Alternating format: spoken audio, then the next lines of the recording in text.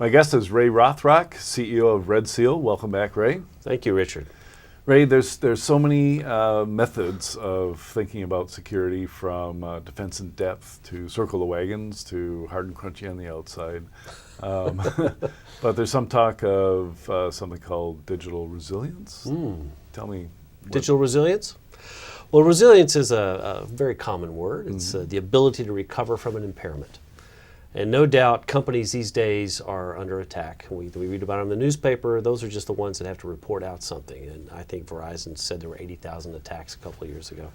So how do you recover from an attack, and what do you do about it? And so being resilient means that you have the ability to keep operating your company, to protect your brand, protect your finances, whatever it is that is at risk through that impairment. So these impairments come in all shapes and sizes. In fact, there's a big notable one. Last summer, July 8th, I think it was, New York Stock Exchange, United Airlines, Wall Street Journal all had an impairment. They were out for 2 hours at the same moment in time. The Twitter feeds were full of, we're under a cyber attack, Pearl Harbor, but it was just a router problem. Somebody had issued an update, and those companies updated on schedule and brought them down. So that kind of impairment can be very costly, particularly if you're an airline and everything goes dark for 2 hours, or if you're a Sony or whatever and you turn things off. So this is a concept that requires, it's no longer a point product or a crunchy, hard and crunchy asset. You actually have to understand what's going on inside, because these impairments are inside your network. It's not on the outside. It's not like somebody doing a DDoS attack. That's an impairment, but that's not the infrastructure.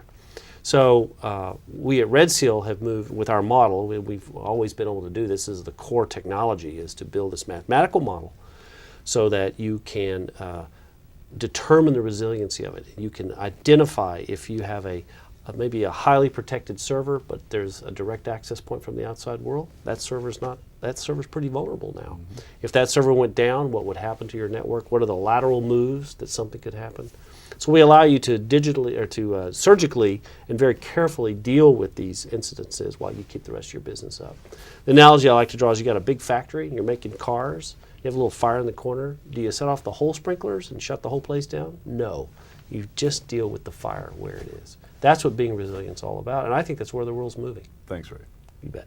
Thank you.